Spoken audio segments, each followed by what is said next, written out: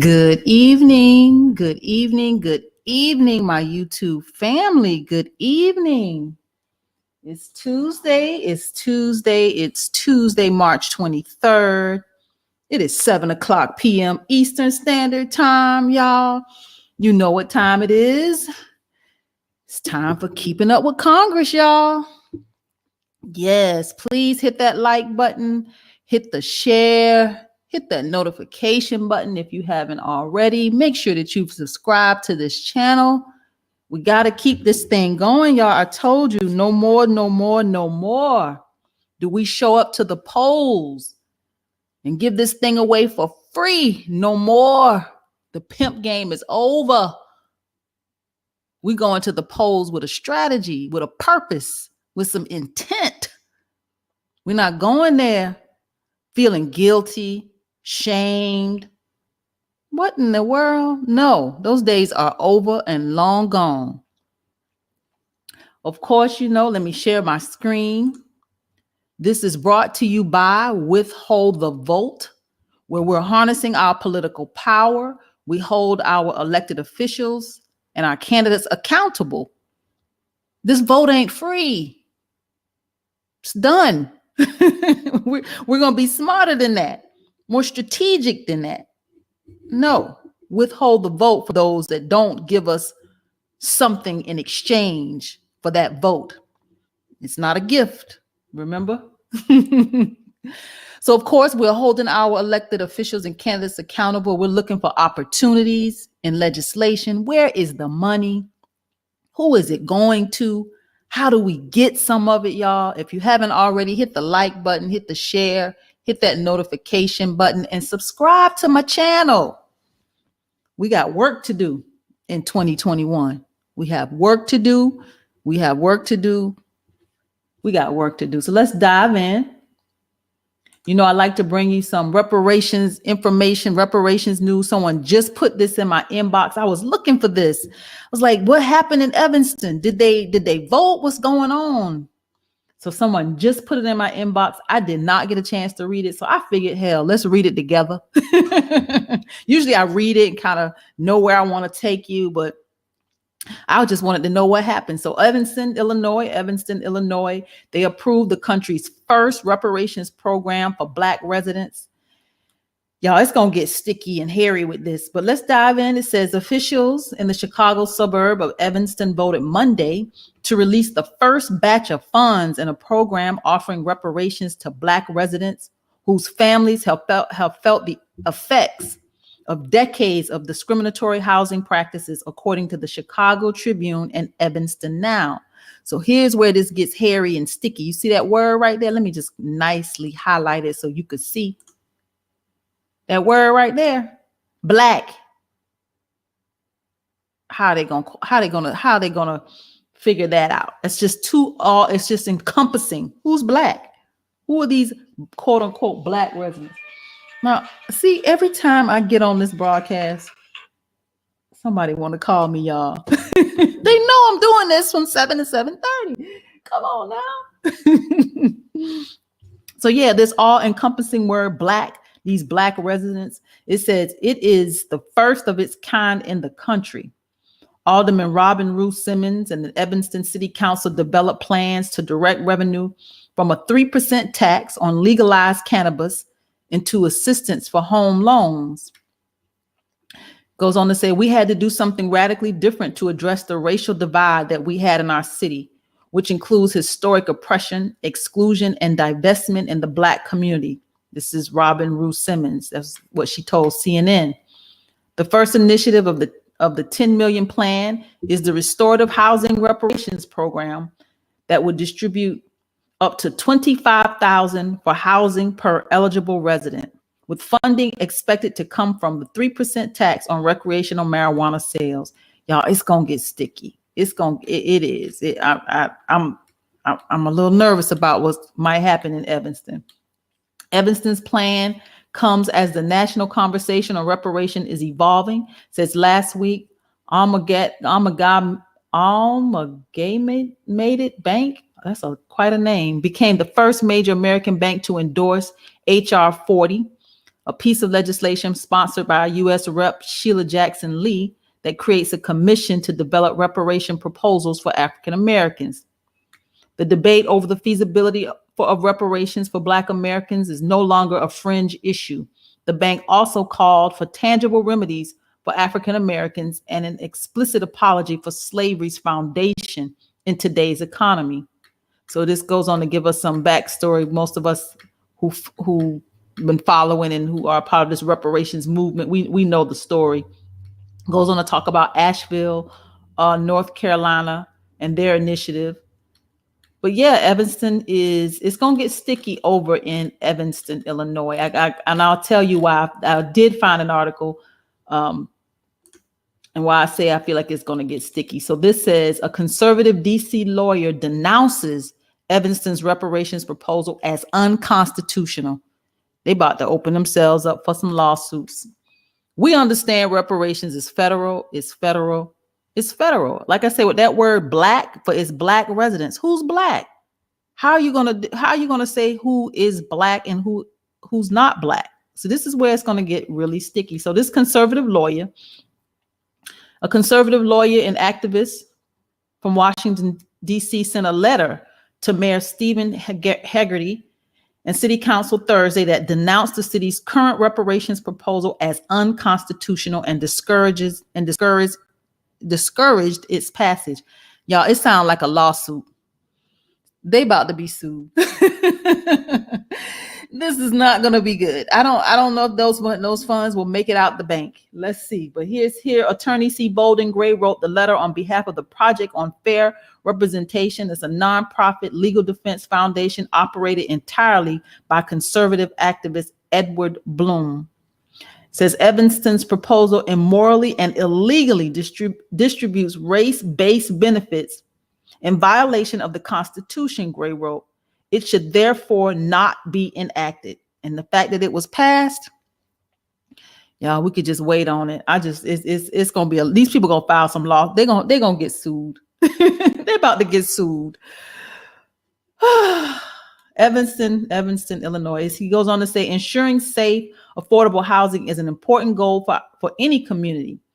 Gray wrote, the city's proposal, however, is neither a wise nor a lawful means to achieve this goal. They about to be sued. Evanston, Illinois. These folks about to sue you. They not gonna go away. They not. And that word Black. Yeah. Let's see where this goes. We're gonna keep our eyes on Evanston. We're gonna see if any of them checks, if they actually can cash them, or are they gonna bounce? Reparations is federal. I want to see who this Gray fellow was. This C. Bolden Gray. If y'all could see who he is, he looks very familiar. I've seen him in articles and in the news. So yeah, he's not gonna go away, and they're gonna throw a lot of money behind this. Y'all ready to rumble? Because that's what it's about to be. So I'd like to bring you a little bit of business news. This is Detroit. New Alliance aims to lift up Black-owned businesses in Metro Detroit. I'm so glad to see these kind of initiatives, y'all. We, surviving this pandemic for the Black community. I know we can do it. We've seen worse. We've been through worse times, harder times. We can do it. We can do it. Damn it, we can do it. We can do it. So a group of Black business owners are banding together to face those challenges ahead. They're doing it with a $1 million commitment from the TCF Bank. Goes on to say, we're here to change the game for Black entrepreneurs. The president and CEO of Metro Detroit Black Business Alliance Charity Dean said. It's a partnership between a group of Black business owners and the Detroit NAACP.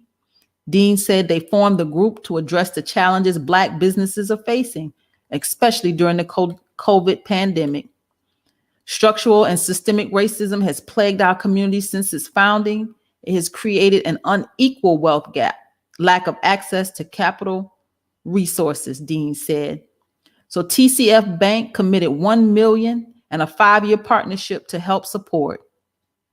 Dean said because of that money, they can provide programming and support services for Black businesses around Metro Detroit. Goes on to say, we will provide opportunities for mentorship and networking through our Black directory. We will strategically encourage the spending of local dollars in the Black business community. We will operate a business resource center in our office where our members can have free access to internet and coffee and a boardroom and a co-worker space. But above all, we will do everything in our power to ensure that Black businesses thrive. We're going to make it, y'all. We're going to make it. I'm so encouraged by this. I'm encouraged in this season because, I see the opportunities that are coming through this Biden administration. If I told you, and I'll say it, and I'm going to keep saying it, if you don't have a business, you better create one immediately. If you're not a part of a nonprofit, or if you don't have one, you better join up with somebody, link up with some folks, because the opportunities that are about to come down the pipe, you need to be in position. We need to be in position. This is an opportunity for us to recreate ourselves, do something different, not be beholden to and caught up in the rat race of a 9 to 5. It's time, y'all. It's time. The game has changed. Things have shifted. Please take advantage of it. Don't miss the opportunity. I got 3 businesses. Don't sleep. I'm going to be in position. I expect you to be in position too.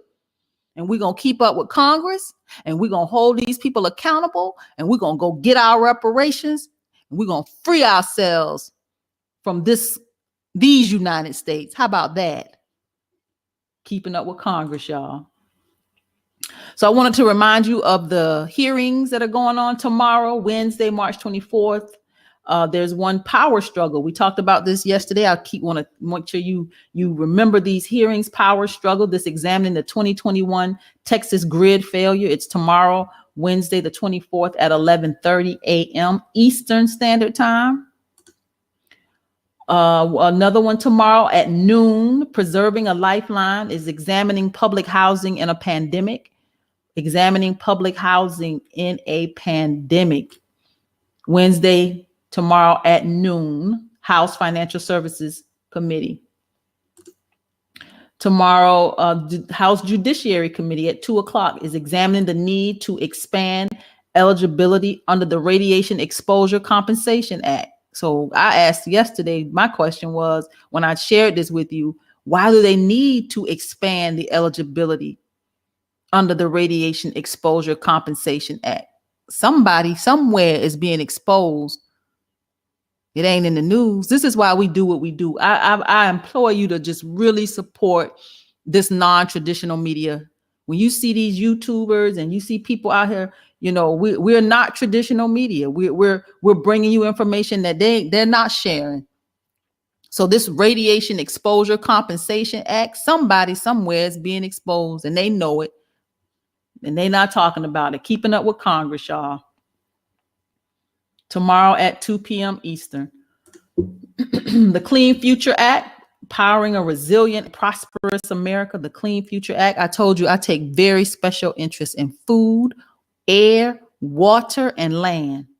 We can get it. We can, we're going to figure out the rest of this. But food, air, water, and land, yeah, we're going to get it right. I'm the Clean Future Act, House Energy and Commerce tomorrow at 2 p.m. House Energy and Commerce tomorrow at 2 p.m. Eastern Standard Time. The rural economy, that one's tomorrow, House Appropriations at 2 p.m. The rural economy, House Appropriations. I see they got the witnesses on here. The Farm Credit Administration and the Farm Credit Systems Insurance Corp. Yeah, let's pay attention to what's going on in these rural areas, y'all. Tomorrow, 2 o'clock, House Appropriations. Another one, an oversight hearing to examine Small Business Administration's COVID relief programs. Tomorrow, Small Business COVID relief programs. Wednesday at 2:30 in the Senate Small Business and Entrepreneurship Committee. Keeping up with Congress, keeping up with Congress. Let's dive into some of these House bills. Like I say, hit the like button, hit that subscribe button if you haven't already, the notifications, hit the share, tell your friends, tell your family. This is the new TV. This is the new TV. This your Netflix, this your HBO, this whatever you do, whatever you watching on TV, you need to be watching. Hit this right here. Keeping up with Congress, y'all. Keeping up with Congress. HR 757 is Protecting New Mexico's Job and Public Education System Act. This is Republican out of New Mexico, Yvette Harrell. Yvette Harrell, she's a Republican out of New Mexico. She says Protecting New Mexico's Jobs and Public Education System Act. What's she mad about? I sound like she's mad in here. Let's see what this is.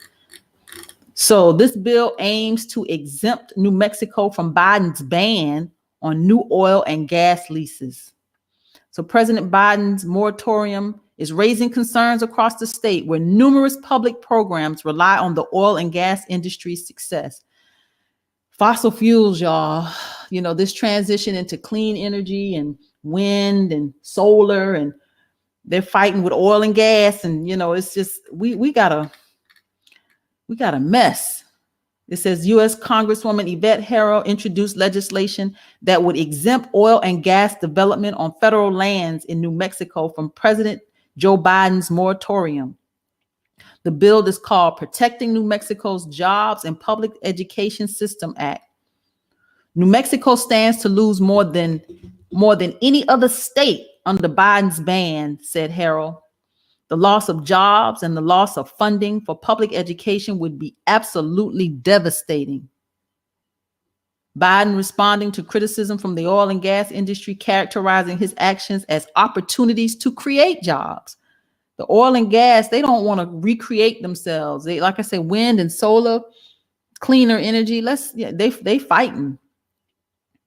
Goes on to say, we're not going to ban fracking. This is Joe Biden.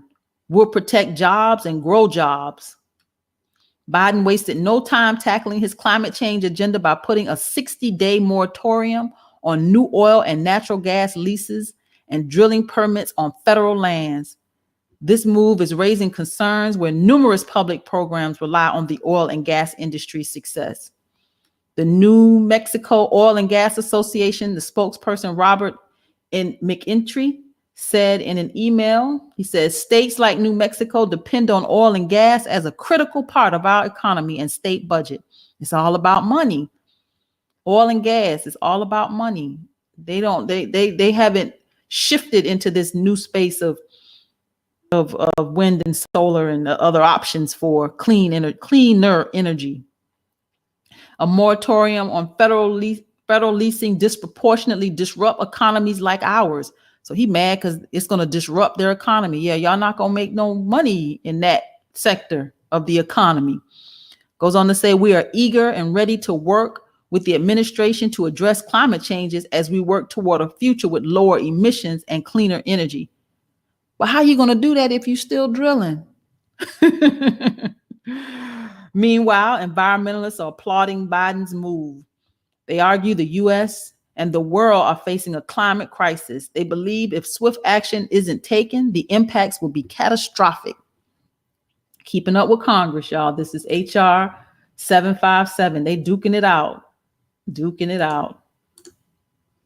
HR 758, Vaccinate Americans, Not Terrorists Act. When I saw this, I'm like, what? Vaccinate Americans, Not Terrorists Act. What? I'm confused. I'm really confused. We vaccinating the terrorists? All right, here she is. Representative Ashley Henson, Republican out of Iowa.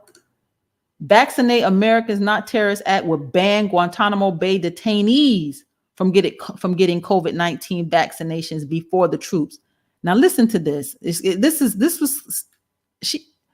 I want her to sit down because this ain't gonna make sense to y'all either. It says, who should be prioritized in the line of immunizations? People like me don't have their hand up. I ain't in line to get no vaccination. Somebody can have mine. So I don't think there's a shortage. It's just trying to get to everybody. Okay, here we go. She goes, here in context, it says there's not currently enough vaccines in existence to vaccinate everyone right away. I just told y'all everybody don't want them. I ain't looking for no vaccine. My family ain't looking for no vaccines. We good. And the government officials have been having to make hard choices about who goes first and who goes last. Y'all don't have to make no choices. We're choosing. It says established in 2002 after the 9/11 terrorist attacks, the Guantanamo Bay military prison has housed about 780 suspected terrorists during its history. Not like, here we go. During its history, 780 suspected terrorists. Y'all pay attention to this number. The site has proven controversial because many detainees were held indefinitely without actually being charged or being put on trial. Though its defenders, including former President Donald Trump, say it's critical to national security. Now, here's where it gets crazy. It says, while the prisoner population has shrunk dramatically since its 2003 peak, listen to this, y'all. About 40 people are currently still held there. Is this lady writing legislation for 40 people? 40. Y'all, didn't I just tell you that it's enough to go around because everybody ain't in line to get the vaccine? So this is about 40 people. So here it is. On January 29th, it was revealed that the Pentagon had decided to offer COVID-19 vaccines to Guantanamo detainees who consented. Hell, all 40 of them didn't even want it. Probably. My gosh, those who consented, right? With the process to start 3 days later on February the 1st. The decision was made by Terry, whoever this is, Aderim, the Pentagon's principal deputy assistant secretary of defense for health affairs. Okay, she is mad about 40 people getting a vaccine. I want her to not write this bill for 40 people. This Vaccinate Americans Not Terrorists Act will prevent any Guantanamo Bay detainees from getting vaccinated for COVID-19 until every single armed services member who intends to get vaccinated has done so, or until the federal government has fulfilled every state's vaccine request. I want her to sit down. 40 people. 40 people. First of all, if these 40 people have, what about the guards, the people that are working there? You want to get them vaccinated so they don't. 40 people, y'all. I'm gonna stop. I want her to sit down. Representative Ashley Henson, Republican out of Iowa. I'm gonna get off her. HR 759, Asylum Reform and Border Protection Act of 2021. Asylum Reform and Border Protection Act of 2021. I couldn't find it for 2021. Didn't find any information. What is it? What is this? But I did find 2017. It says to modify the treatment. This was actually introduced in 2017 to modify the treatment of unaccompanied alien children who are in federal custody by reason of their immigration status and for other purposes. So I did find this for 2017. Unaccompanied alien children who are in federal custody by reason of their immigration status. So this is that's some reform there. Representative Mike Johnson, Republican out of Louisiana, HR 759. HR 760, Securing Our Borders and Wilderness Act. Securing Our Borders and Wilderness Act. Oh, Republican Mike Johnson, again, Republican out of Louisiana. This bill allows U.S. Customs and Border Protection to conduct the following activities within a wilderness area for the purpose of securing the international land borders of the United States. So it's about border security, border protection, and the area where it is considered within a wilderness area. Okay. Representative Mike Johnson, Republican out of Louisiana. HR 761 is the MAPSA Act. This bill excludes a spouse's income and resources when determining eligibility for Social Security, SSI, and disregards the marital status when calculating the SSI benefit amount for an adult who has a diagnosed intellectual or developmental disability. You know, SSI is a federal income supplement program designed to help aged, blind, and disabled individuals with limited income and resources meet basic needs. So this is the MAPSA Act, MAPSA. HR 761, Representative John Katko, Republican out of New York, HR 761. HR 762, the Safe to Drive Act. This is Representative, and I always butcher her name, Krishnamurthy. HR 762. I found this bill was introduced in the last Congress. I didn't find any information for this Congress, but I'll read you what it said. The previous Congress, it was introduced as the states afforded funding extension to oppose driving recklessly in vehicular engagements. So that's what the acronym Safe to Drive stand for. This bill would reallocate already appropriated funds to create 2 grants that help states acquire funding to combat distracted driving. Driving while also trying to text, call, clean, eat, or undertake any other activity killed nearly 4,000 people and injured over 400,000 in 2016. Yeah, these distracted drivers. I'm gonna tell a quick little funny story. When my children were little and I had to get them back and forth to school every day, I would always struggle to eat myself in the morning for when I was trying to get them to school. So I had a stick shift. I don't know if y'all, I'm Southern from the South, so this girl know how to drive a 5-speed real good. So I could change them gears, y'all. So I could tell you, my sister one time rode with me one morning to take my kids to school, and they were elementary schools. This has probably been 15 or so years ago. And I was eating a bowl of cereal and driving a stick shift, and my sister was staring at me, and I remember looking over at her, and she was looking at me like, this girl is eating a bowl of cereal and driving a stick shift to take these kids to school. So when I thought about this, people being distracted and eating, parenting, I tell you, you just, when you're parenting, boy, you're doing all kind of stuff while you are distracted. So that was my funny story. It's not funny, the distracted drivers, but I could just tell you, for me, that was, I had to eat and I had to get these kids to school. So I was driving a stick shift, eating a bowl of cereal. HR 762, y'all. HR 763, Child and Animal Abuse Detention and Reporting Act. Child and Animal Abuse Detention and Reporting Act. This is Representative Ann Custer. This bill requires the Children's Bureau of the Administration for Children and Families to disseminate information through the National Clearinghouse on Child Abuse and Neglect information about the incidence of cases of child abuse that involve abuse to animals. So cases of child abuse that involve abuse to animals. This is HR 763, Representative Ann Custer, Democrat out of New Hampshire. HR 764, Keep Our Pact Act. Keep Our Pact Act. Representative Susie Lee, Democrat out of Nevada. Keep Our Pact. What pact did we break, Susie?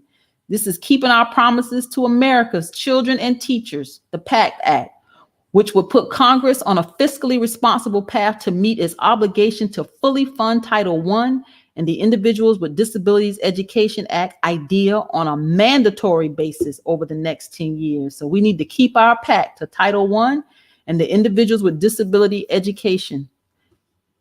There it is, HR 764. This is Representative Susie Lee, Democrat out of Nevada. HR 765. HR 765 is the VA Medical Center Facility Transparency Act. The VA Medical Center Facilities Transparency Act. Representative Lesko, Debbie Lesko, Republican out of Arizona. This bill requires the directors of the medical facilities of the Department of Veteran Affairs, the VA, to submit to the VA and Congress an annual fact sheet containing specified information about the facility of jurisdiction, for example, the number of veterans treated at the facility, and a quarterly fact sheet containing the average wait time for veterans to receive treatment at the facility. The required fact sheet must be made publicly available to physical form at each medical facility and an electronic form on the facility's website. So they want to know how many people y'all treating and how long y'all making these people wait. They coming in, veterans. HR 765. We're gonna stop there, y'all. We're gonna end our broadcast tonight. We're at the half hour. Ooh, keeping up with Congress, y'all. This is getting more and more interesting. I hope these bills, you guys are paying attention, and we're just going to know who these people are. Like I said, we're not going to be experts, but we're going to have enough information to navigate who these elected officials are, what kind of legislation and policies are being introduced. We got to get used to the game, y'all. This is a game and these are the players, but we're the ones being played, right? We're the ones being played. This is the game. They are the players, but we're the ones being played. I am Tamara Johnson Sheila. I'll be back tomorrow night right here on YouTube. Make sure you share this, spread the word. Keeping up with Congress, y'all. Thank you for joining me tonight. As usual, I will put your comments on the screen on the way out. You guys have a good night. I will see you right back here tomorrow, 7:00 p.m. Eastern Standard Time. Have a good night, everybody.